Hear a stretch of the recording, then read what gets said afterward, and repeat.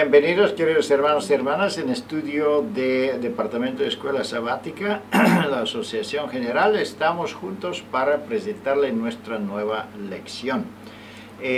Nuestra querida hermana Raquel Orce nos acompaña y el pastor Petkov con usted. Nos gustaría empezar nuestra lección para esta semana con una oración en silencio, invitando la presencia de Dios con nosotros. Acompáñenos, por favor.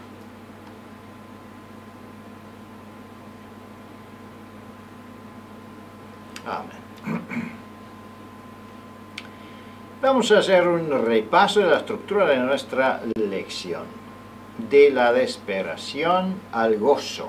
Tenemos un testimonio lindo que hace la introducción de esta lección y después entramos con un subtítulo caminando y conversando. Obviamente seguimos con la narración bíblica. Después de la resurrección, los dos de los alumnos estaban retirándose en Emaús. Entonces ahí es donde sucede en el camino, sucede la experiencia de ellos, y podemos analizar esta situación y podemos aprovechar con muchas enseñanzas interesantes de los textos bíblicos. El próximo subtítulo, el compañero de viaje desconocido. Bueno, obviamente sabemos que Jesús está acompañándonos. Después, perplejado e incertidumbre, vamos a ver un asunto muy especial, y aquí podemos prácticamente aprovechar mucho de los textos bíblicos y de los testimonios, porque podemos analizar las dudas y esa perplejidad que tienen los apóstoles. ¿Por qué? Porque de la misma manera como ellos son perplejos, como ellos están en dudas del mensaje y de la verdad, igualmente nosotros podemos estar en dudas. Entonces, ¿qué es la salida? ¿Cómo podemos salir de una situación de dudas a la Sagrada Escritura por diferentes razones? Esa es la respuesta en esa lección y es muy bien explicada en varios de los puntos aquí, abriendo las mentes y a la profecía y su cumplimiento es el otro subtítulo, con la pregunta número 5. Prácticamente aquí es una respuesta muy importante. ¿Cómo podemos abrir nuestros ojos? ¿De qué forma? Bueno, es la lección, tiene muy importante testimonios. Después viene otro subtítulo, quédate con nosotros. Es prácticamente el secreto y la llave que podemos usar para recibir cualquier tipo de explicación de la verdad. Es la presencia de Cristo en nuestra vida. Y el último, el mensajeros de la resurrección y esperanza. Vamos a ver que esa es una pregunta que contiene muy importante contenido, y podemos usar toda esa lección para llamar a la atención de toda la visita e invitarlos que aceptan a Cristo, que se dedican en la obra misionera. Bueno, se puede hacer mucho con esa lección, por eso no es mal, preparámonos bien y presentamos la lección con toda su potencia, porque Dios tiene un propósito con esa lección muy fuerte.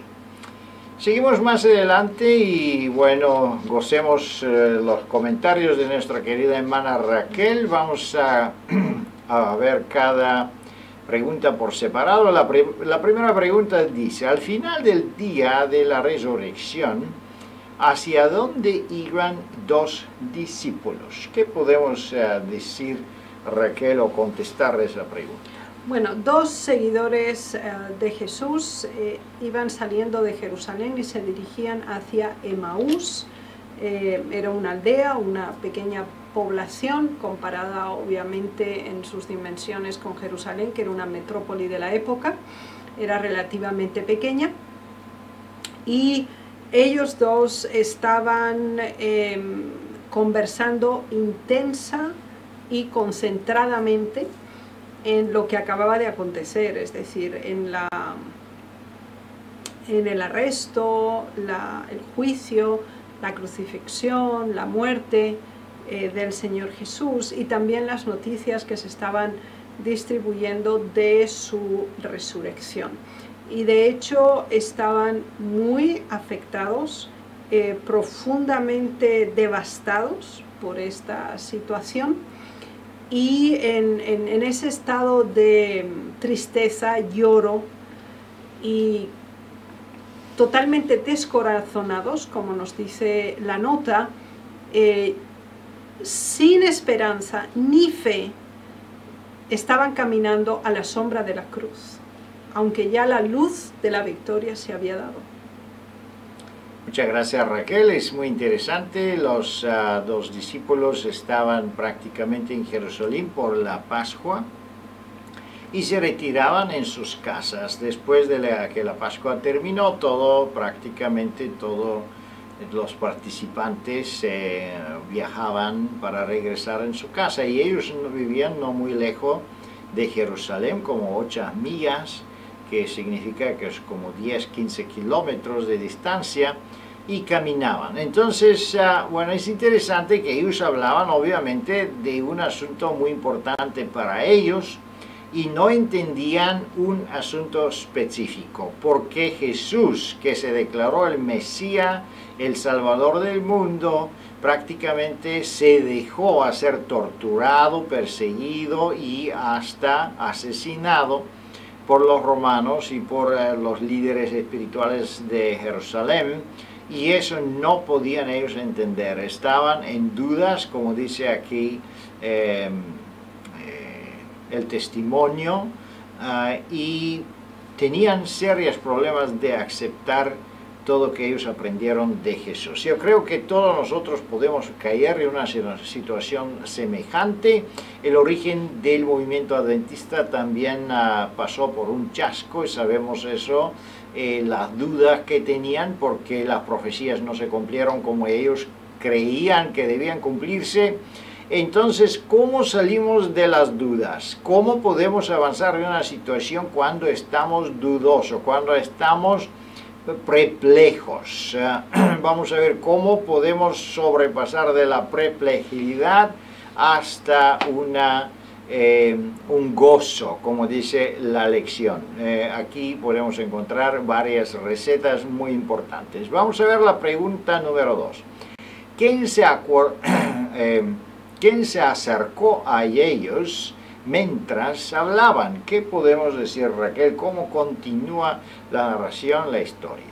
Bueno, estos dos discípulos de Jesús estaban tan concentrados en esta preocupación que ellos tenían, que toda su conversación y debate giraba alrededor de la frustración que habían experimentado y que obviamente sentían intensamente, y en esta dirección ellos se orientaban y al mismo tiempo iban caminando. En estas circunstancias nos damos cuenta que ellos hablaban de este tema porque era un tema que les preocupaba y que de hecho era todo para ellos. Ellos amaban a Jesús, habían convivido con Él, habían sido testigos de los milagros, de las acciones de Jesús, pero ahora ya no estaba. ¿Y cómo podían ordenar todos esos eventos y encontrar una lógica en el proceso? Esto era lo preocupante. Especialmente porque no correspondía el resultado final. Obviamente ellos habían escuchado acerca de la resurrección, pero lo cuestionaban, y de hecho sus expectativas no se habían cumplido. Entonces, llorando amarga y profundamente, mantenían esta conversación. Ahora un forastero, un extraño, los sigue, ellos ni siquiera lo perciben, pero al final se dirige a ellos y les pregunta: ¿qué conversaciones son estas que tenéis entre vosotros mientras camináis y por qué estáis tristes? Básicamente les hace dos preguntas, es decir, ¿por qué están hablando de este tema y por qué están tristes? y de hecho es el centro neurálgico de la situación en la que ellos estaban viviendo. Es decir, por una parte, toda la conversación giraba hacia ese chasco que habían sufrido y que promocionaba en ellos toda una serie de sentimientos deprimentes y tristes. Así que 2 preguntas en una, directas y al punto, para confrontarlos con la situación y así Jesús intervenir para favorecerles una comprensión correcta de los hechos. Muchas gracias, Raquel. En esa pregunta prácticamente podemos aprender 2 cosas muy importantes. Primero, si tenemos dudas, si tenemos algún problema de comprensión de la verdad o quizá algunas cosas o profecías que no se cumplen de acuerdo con nuestro conocimiento, ¿qué hay que hacer? Esos hermanos, esos apóstoles estaban hablando de Jesús. Y eso es que nosotros debemos hacer. Nosotros siempre debemos hablar de Jesús. No importa si tenemos dudas, si tenemos algunos problemas de comprensión, debemos buscar la respuesta, debemos hablar con nuestros amigos, debemos visitar la iglesia, debemos seguir estudiando con una persona, con otra persona. Más estudiamos la Biblia, más preguntas teníamos, más respuestas vamos a recibir. Y eso es que hacían los apóstoles. Y si ellos hablaban de Jesús, entonces Jesús también apareció y le visitó. Así sucederá con nosotros si tenemos dudas, si tenemos problemas de comprensión, y si hablamos de Jesús, si oramos, si pedimos que Dios nos ilumina, entonces ¿qué sucederá? Bueno, vamos a recibir la visita de nuestro Salvador, así como esos 2 apóstoles lo hicieron.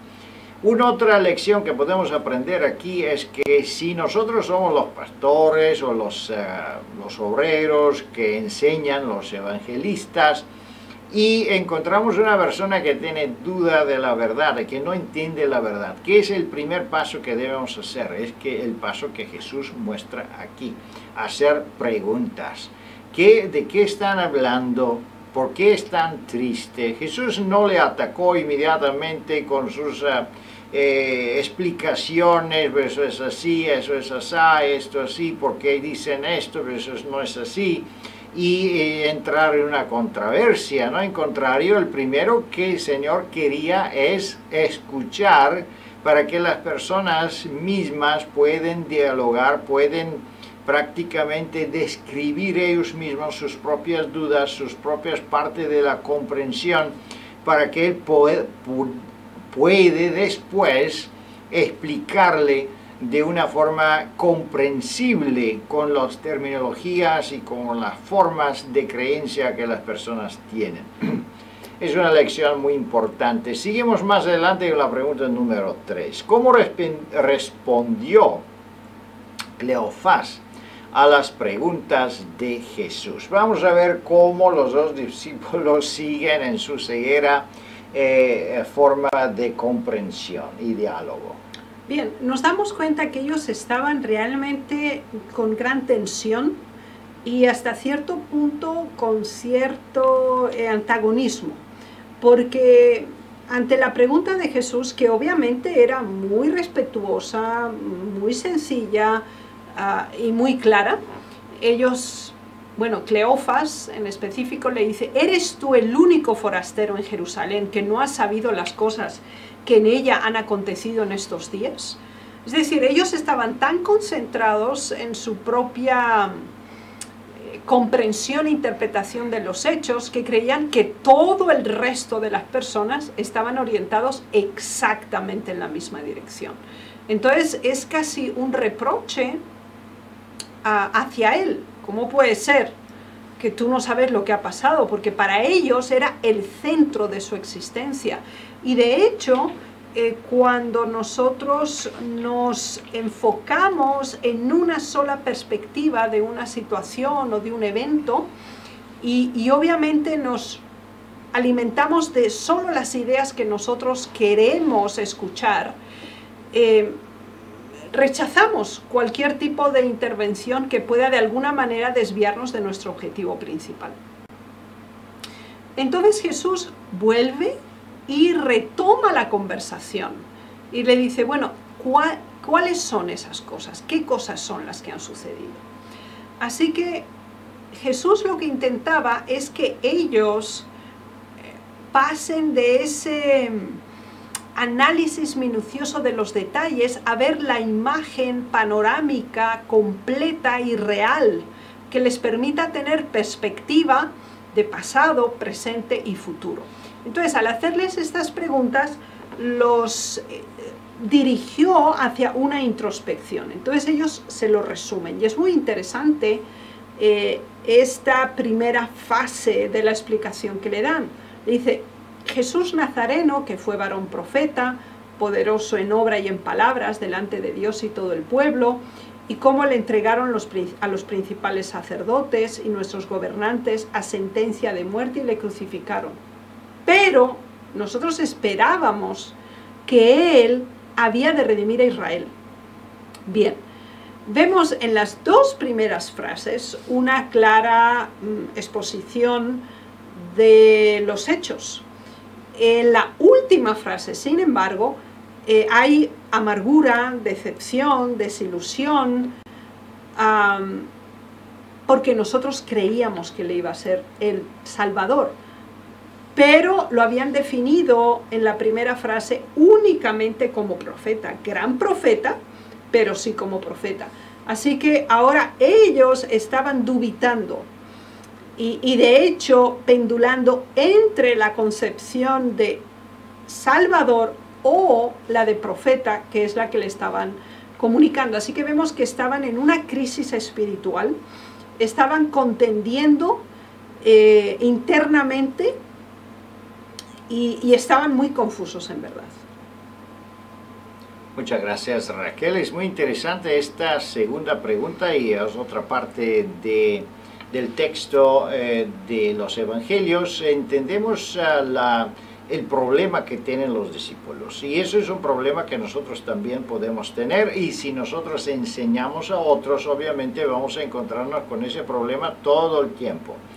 El principio número uno es que cuando una persona tiene un problema o tiene una comprensión de las cosas, él cree que todos los restos, personas del mundo, tienen la misma reflexión o lo entienden de la misma forma. Así son los discípulos en este momento. Ellos dicen, ¿cómo es posible que tú no sabes, pero las cosas son así, así, así? ¿Cómo es posible si yo tengo duda que no tienes dudas? ¿Cómo es posible si yo considero un gran evento la crucificación de Cristo que tú no lo sabes? Entonces, ¿y cómo es posible si nosotros no sabemos y tú sabes? Eso es una limitación que nosotros nos hacemos nosotros mismos. Y cuando uno aparece como un maestro y quiere explicar cosas, bueno, siempre nos encontramos con la duda, ¿cómo es posible que tú sabes? Vamos a ver si tú sabes más que yo.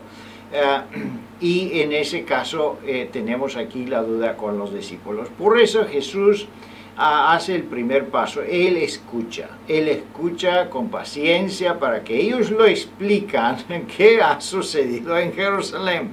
Imagínense a Jesús, quien sabe no solo mejor que ellos, Él es que experimentó todo lo que ha sucedido ahí, pero Él tiene la paciencia de escuchar. Entonces, cuando nosotros damos consejería a otras personas o queremos explicarle algo de la verdad, el primero que debemos hacer es escuchar para ver qué parte de la verdad ellos creen, qué parte ellos no lo creían. Y aquí veremos claramente que ellos creían que Jesús es obviamente un buen profeta, porque hasta la crucifixión, fue profetizada y se cumplió, pero que Él es el Salvador, eso no tenían problemas de creerlo. ¿Por qué? Porque Él no pudo defenderse contra los sacerdotes y los soldados romanos. Vamos a ver cómo sigue adelante la historia y qué más podemos aprender de ella. La pregunta número 4 dice: la apariencia de los ángeles y sus mensajes de la resurrección había estado convencidos a esos discípulos. ¿Qué podemos contestar a esa pregunta, Raquel? Bueno, En la segunda explicación que le dan a Jesús, porque la pregunta 4 es la continuación de la exposición que Cleofas le hace a Jesús, le dice, bueno, además de todo esto, hoy es precisamente el tercer día que esto ha pasado. Y ahora le relatan lo que habíamos estudiado en la lección pasada acerca de la experiencia de las mujeres, de cómo fueron al sepulcro, cómo encontraron el sepulcro vacío, la conversación que tuvieron con los ángeles, que le confirmaron que no estaba el cuerpo, pero que Jesús sí estaba vivo. Y después también algunos de los discípulos fueron y comprobaron que lo que había dicho las mujeres así era. Pero lo que ellos confirman que las mujeres habían dicho es que el cuerpo no estaba. Ahora ellos no confirman que se había dado una resurrección. Y esto es significativo y esto es lo que les producía el dilema. Bueno, el cuerpo no está, pero ¿estará vivo? ¿O simplemente han robado el cuerpo? Porque recordemos el informe también contrario que se estaba distribuyendo por parte de los soldados romanos después de haber sido sobornados por los dirigentes judíos, que el cuerpo había sido robado. Ahora, eso les producía una gran incertidumbre.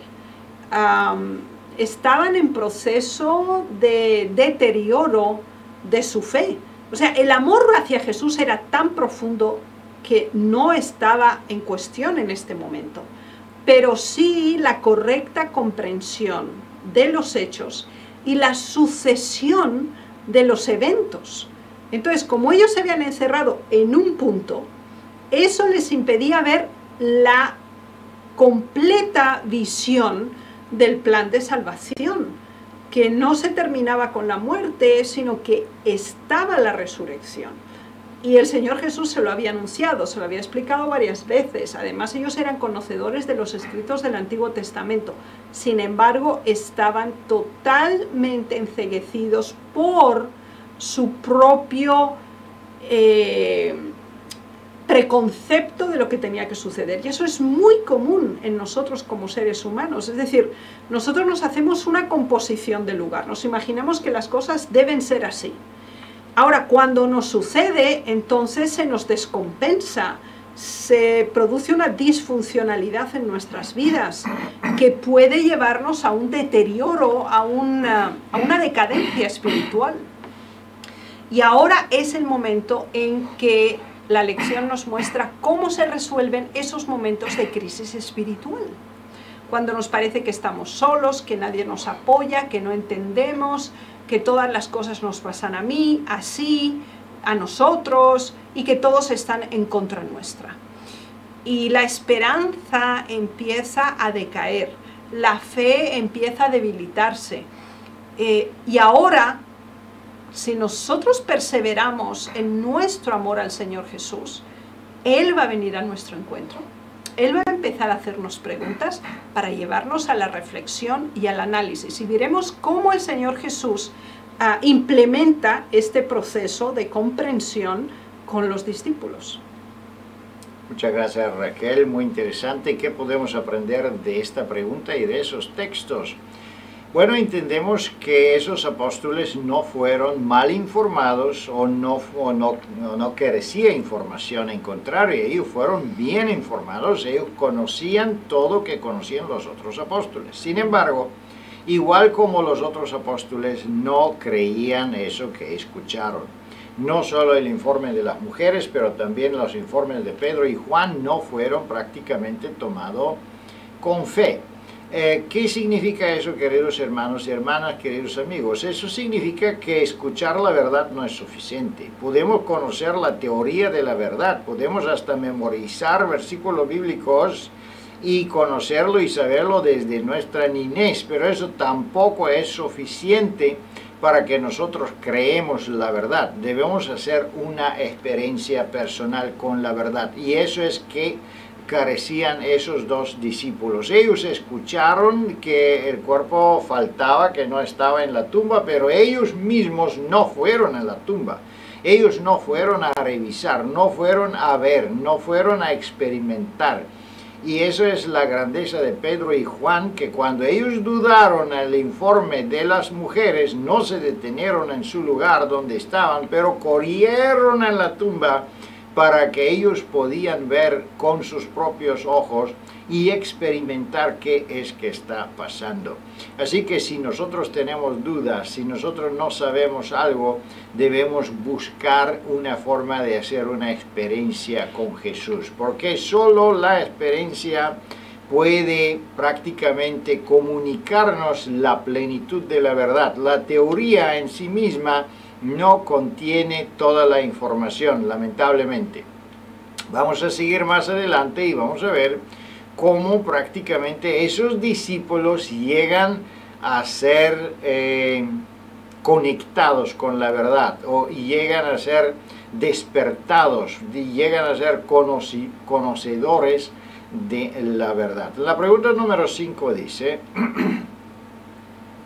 sin identificarse, ¿qué hizo Jesús para ayudar a esos discípulos? ¿Qué podemos contestar a esto? La dinámica de la interrogación continúa. Recordemos que desde el primer acercamiento que hizo Jesús les preguntó: ¿de qué estáis hablando? ¿Por qué estáis tristes? Después, ¿qué cosas han pasado? Y ahora le dice: ¿pero no era necesario que el Cristo padeciese estas cosas y que entrara en su gloria? ¿No los confronta en una forma abierta? Les hace preguntas: ¿y por qué pasaría así? Pero no era así que estaba escrito que tenía que ser. Entonces, él contesta esta misma pregunta porque era obvio que los discípulos estaban sorprendidos ante este replanteamiento de los hechos. Y entonces, el segundo paso, cuando ha abierto su mente y ha preparado su percepción para que ellos mismos encuentren la respuesta, les empieza a hacer una exposición. Y es una exposición de la palabra del Antiguo Testamento en ese tiempo, obviamente, en una forma cronológica, sistemática y ordenada. Es decir, se nos dice que el Señor Jesús comenzó desde Moisés, pasó por los profetas, hasta llegar a las declaraciones más contemporáneas, que eran obviamente con el último profeta del Antiguo Testamento, Malaquías, que está claramente definida la primera, la segunda y la tercera venida del Señor Jesús. Por lo tanto, nos damos cuenta que cuando tenemos dudas, uno, tenemos que presentárselas a Dios. Dos, tenemos que acudir a las Sagradas Escrituras. Y tenemos que estudiarlas en forma completa, no aislada, no parcial, no descontextualizada, sino dentro de un orden y una estructura que está ya por sí misma inspirada por el Señor. Así que el Señor Jesús empezó con Génesis 3:15, que tenemos la primera profecía que resume todo el plan de salvación, hasta llegar a básicamente los últimos versículos de Malaquías, que nos presenta también la venida de Cristo y la destrucción del mal, definitivamente en la tercera venida de Jesús. Por lo tanto, estos son prerequisitos imprescindibles para poder llegar a una comprensión real y una aceptación de aquello que nos parece incomprensible, que nos frustra o que de alguna manera perturba nuestra vida espiritual. Muchas gracias, Raquel. Muy interesante es la reacción de los discípulos y la reacción de Jesús también, porque Jesús tenía mucha paciencia, pero por fin Él le dijo: mira, ustedes son insensatos y tardos de corazón. ¿Por qué? Porque esos dos discípulos no fueron ignorantes. Ellos no fueron la gente que no sabían. En contrario, ellos sabían, porque Él le decía: no se recuerdan. ¿Qué significa? Que ellos recibieron las enseñanzas de Jesús. Ellos sabían todo que Jesús le dijo, que va a venir el tiempo cuando el Hijo del Hombre debe ser bueno, sacrificado, y todos los detalles, hasta los detalles también de los profetas del Antiguo Testamento. Él lo tenía explicado esto a los discípulos. Sin embargo, como podíamos constatar de la pregunta 4, bueno, entendemos que la teoría de la verdad no es suficiente para la comprensión de la verdad. La teoría de la verdad es solo una indicación, solo un punto de referencia que debía conectarse con el Espíritu Santo, y entonces el Espíritu Santo la hace que la entendemos. Y en ese momento, como ellos tenían o buscaban una comprensión con su mente humana, obviamente no podían conectar los eventos, no podían explicar las profecías, ni podían ver qué está sucediendo. Es interesante que cuando nosotros estamos totalmente convencidos y una forma humana de una cosa, entonces estamos absolutamente ciegos y no permitimos que el Espíritu Santo interviene y nos explica las cosas como de verdad están. Y en ese momento no estaban ciegos los apóstoles solo para ver la verdad o entender la verdad, pero estaban ciegos a reconocer Jesús que estaba con ellos, que le hablaba, que le explicaba las cosas. Y estaban tan ciegos por el dolor de sus corazones que tenían, por la tristeza que tenían, por todo lo que ha sucedido. Y yo creo que eso sucede con todos nosotros cuando esperamos que, por ejemplo, si yo soy creyente, si soy miembro de la iglesia, si yo pago mi diezmo, si yo hago todo que yo conozco en la mejor forma que yo puedo, pues debía suceder bien las cosas en mi vida, en mi trabajo, en mi familia, pero muchas veces no sucede así como yo lo estoy esperando. Muchas veces vienen chascos, vienen desastres en nuestra vida. ¿Cómo lo enfrentamos nosotros? ¿Con duda como esos apóstoles? ¿Con dolor de nuestro corazón? Obviamente, humanamente hablando, es así como reaccionamos, igual como esos discípulos. Pero Jesús quiere que cambiemos, quiere que seamos abiertos para las sugerencias del Espíritu Santo. Y vamos a ver cómo se desarrolla la historia. La pregunta número 6, grandemente movidos por las explicaciones de Jesús, ¿qué le invitaron los discípulos a hacer, puesto que se estaba haciendo tarde? ¿Qué podemos responder de esa pregunta, Raquel? Un principio del amor es la libertad y la disponibilidad a que otros elijan. Y en este caso, después de esta exposición magistral de Jesús de las Escrituras, pues prácticamente iban caminando, así que al final llegaron a su destino. Ellos se detuvieron. Ahora Jesús hizo como que Él continuaba. Y ahora ellos le detienen y le piden, le insisten para que se quede con ellos. Y le dice, quédate con nosotros porque se hace tarde y el día ya ha declinado. Entonces, por favor, entra con nosotros, cena y quédate aquí para pasar la noche. Esta insistencia de quedarse con Jesús es lo que tú y yo necesitamos en nuestra vida espiritual.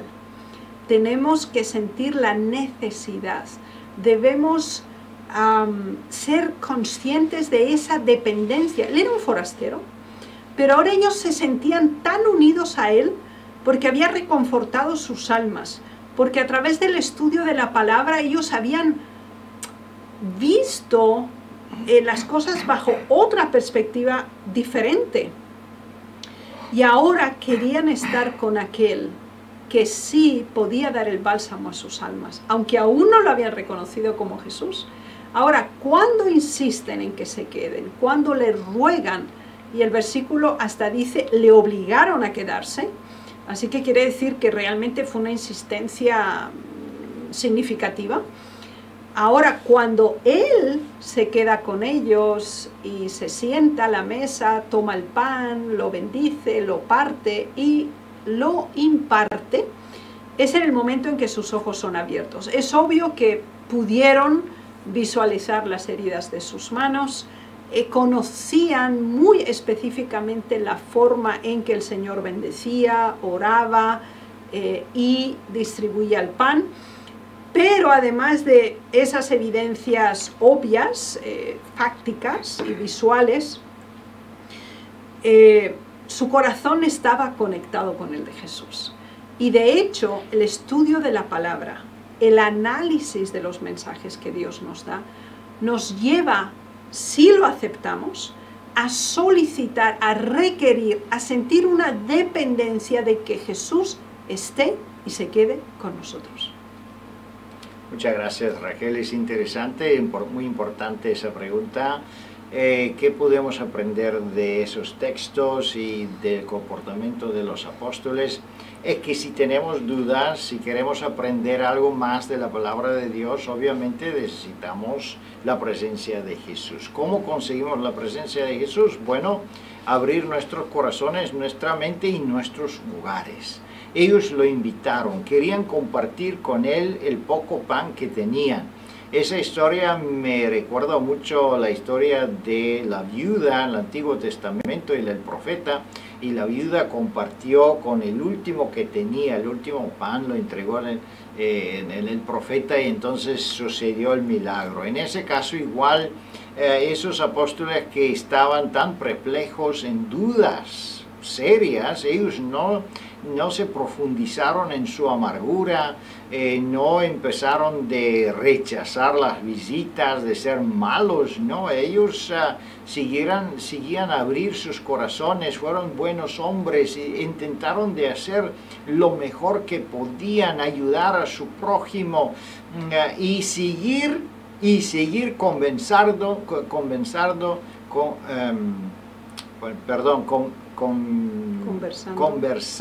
gracias, por el tema tan importante, el tema de sus dudas, ¿qué ha pasado?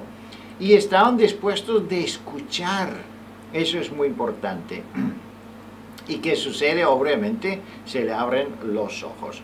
Hay preguntas relacionadas con este asunto y gente dice, pero ¿cómo es posible que ellos no reconocieron a Jesús? Es así que Jesús tenía otra apariencia, otra cara, porque no lo reconocieron inmediatamente. Bueno, debemos entender que Jesús, después que resucitó, tenía un cuerpo glorificado. Obviamente él mantuvo la forma de la humanidad que tenía hasta las heridas de sus manos, pero obviamente eso no fue el mismo cuerpo de la naturaleza humana caída que él tenía viviendo en esa tierra. Obviamente ese cuerpo ya no tenía las limitaciones del espacio, del tiempo, y en esta misma historia vamos a ver que en un momento cuando él consideró necesario, él desapareció. Así que obviamente él se veía un poco diferente de que él estaba antes en su cuerpo limitado, en su cuerpo perplejo, por el dolor, por las tristezas, por el frío, por el hambre y por toda la otra desgracia que nuestro cuerpo tenía consigo. Sin embargo, cuando ellos espiritualmente entendieron el mensaje, se le abrieron los ojos y ellos sí hicieron la asociación y podían reconocer su voz, su forma de ser, su forma de romper el pan, de bendecirlo. Entonces inmediatamente sus ojos espirituales se abrieron. Y esa experiencia debe ser nuestra experiencia. Hasta que nosotros no hacemos una experiencia personal con Cristo, podemos conocer muy bien la teoría de la verdad, la teología, la profundidad de todos los asuntos sistemáticos. Sin embargo, no podemos llegar a una comprensión de la verdad. Tenemos solo una comprensión de la teoría. Vamos a ver qué sucede después que ellos llegan a una comprensión. Y eso es la última pregunta. ¿Qué sucedió en el momento cuando lo reconocieron? ¿Qué es el efecto de la experiencia personal con Cristo? Gozo.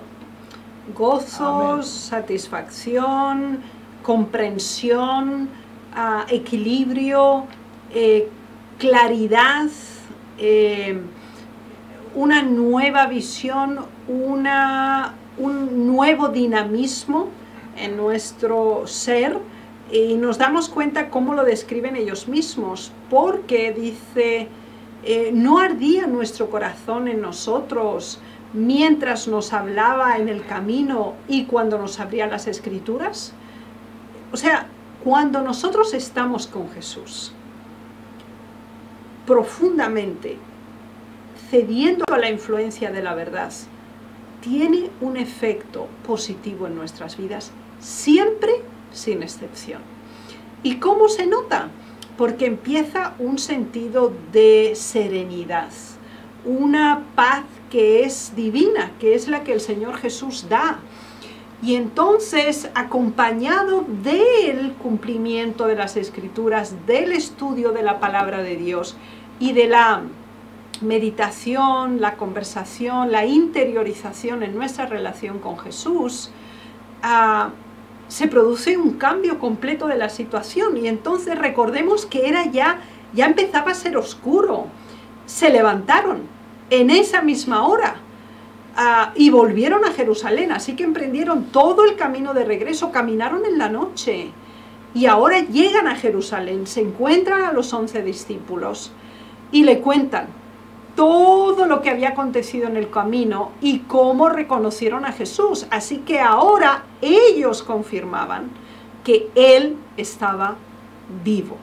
Así que nuestra relación con Dios, la perseverancia en el estudio de la palabra, en el ansia de permanecer de parte del bien, requiere esfuerzo, pero es altamente satisfactorio.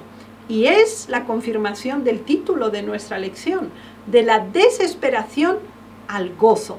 Hagamos esa experiencia, permitamos que Dios sea el elemento que regule la forma en que vemos la realidad. Démosle a la palabra de Dios el espacio en nuestro corazón para actuar por fe, alimentar el amor de la verdad en nuestros corazones, y así se avivará la esperanza y la visión de futuro que nos llevará a sentirnos tan dichosos, tan enriquecidos por la verdad, que no encontraremos dificultades.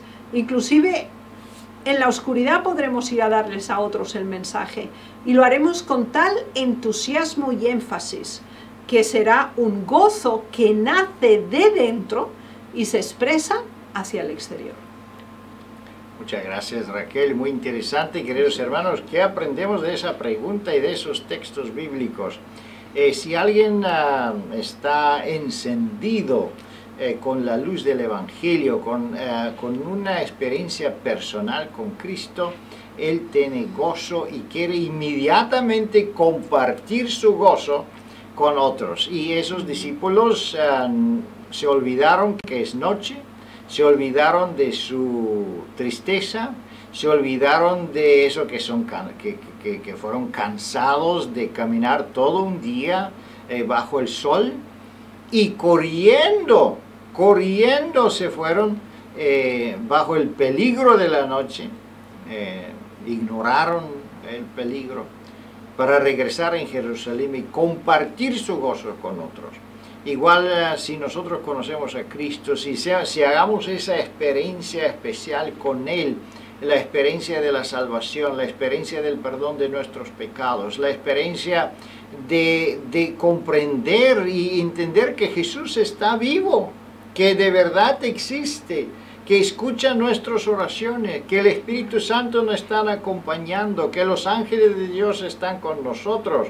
No podemos detenernos, siempre vamos a tener mucha energía, mucho gozo y mucho deseo de colaborar en el compartimiento con el Evangelio. Así que, queridos hermanos y hermanas, que Dios le bendiga.